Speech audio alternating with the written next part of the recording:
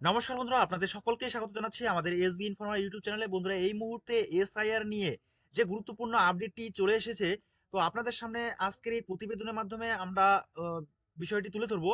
তো আপনাদের যাদের যাদের 2002 সালের লিস্টে নাম ছিল না, কিন্তু বাবা বা ঠাকুমা বা ঠাকুরদা আহ, নাম দিয়ে আপনারা যারা নাম তুলেছেন বা মায়ের নাম দিয়ে নাম তুলেছেন, তাদের ক্ষেত্রেও যে গোলযোগ, সেই বিষয়গুলো কিন্তু আজকের এই ভিডিওর মাধ্যমে আপনারা জানতে পারবেন।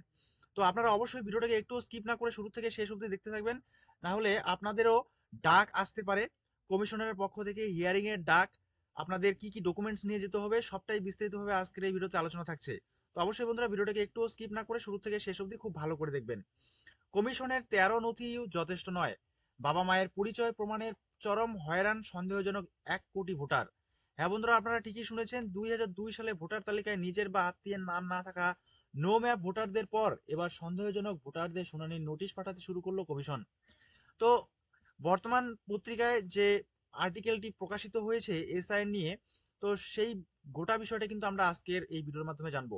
2002 সালে ভোটার তালিকায় নিজের বা আত্মীয়ের নাম না থাকা নো ম্যাপ ভোটারদের পর এবার সন্দেহজনক ভোটারদের শুনানির নোটিশ পাঠাতে শুরু করলো কমিশন। বৃহস্পতিবার ওই রাজ্য জুড়ে এই প্রক্রিয়া শুরু হয়েছে।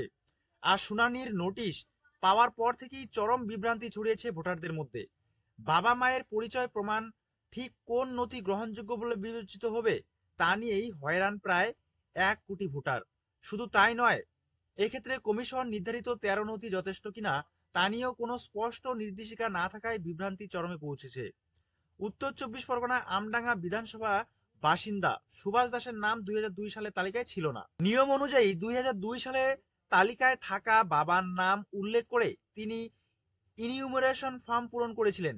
সুভাষের বাবার নাম হীরা দাস, কিন্তু 2002 সালের তালিকায় তার বাবার নাম ছিল হেলা দাস, সেটাই তিনি ফর্মে লিখেছিলেন। এখন তাকে সন্দেহজনক ভোটার হিসেবে চিহ্নিত করে নোটিশ পাঠিয়েছে কমিশন। সুভাষের দাবি তার বার্থ সার্টিফিকেটে বাবার নাম হীরা দাস। এখন সেই নথি কি শুনানিতে গ্রহণযোগ্য হবে? কারণ হীরা দাস ও হেলা দাস যে একই ব্যক্তি, তা ওই বার্থ সার্টিফিকেট থেকে প্রমাণ হচ্ছে না। ফলে কমিশনের তালিকায় থাকা 13টি নথির মধ্যে বার্থ সার্টিফিকেটের উল্লেখ থাকলেও তা আদৌ কাজে লাগবে কিনা তা নিয়ে চিন্তায় তিনি। একই জেলার সুমিত্রা দাসের অভিযোগ, 2002 সালে তালিকায় বাবার নামে গোলযোগ ছিল। বিএলওর পরামর্শ মতো ওই তালিকায় থাকা নাম উল্লেখ করেই ইনিউমারেশন ফর্ম পূরণ করেছিলেন তিনি। তিনিও শুনানির নোটিশ পেয়েছেন। সুমিত্রার অভিযোগ, তার কাছে মাধ্যমিকের এডমিট কার্ড, পাসপোর্ট ও জাতিগত শংসাপত্রের মতো কমিশন নির্ধারিত এমন কোনো নথি নেই, যার মাধ্যমে তিনি প্রমাণ করতে পারেন ফর্মে উল্লেখিত ব্যক্তি তার বাবা। অথচ রেশন কার্ড, আধার কার্ড সবতেই তার বাবা মায়ের নাম উল্লেখ রয়েছে। এক্ষেত্রে কোন নথি গ্রহণযোগ্য? শুনানির নোটিশ এ বিষয়ে কিছুই উল্লেখ নেই। খসড়া তালিকা প্রকাশের পর 1,36,00,000 ভোটারকে সন্দেহজনক হিসাবে চিহ্নিত করে নথি সংগ্রহ শুরু করেছিলেন কমিশন।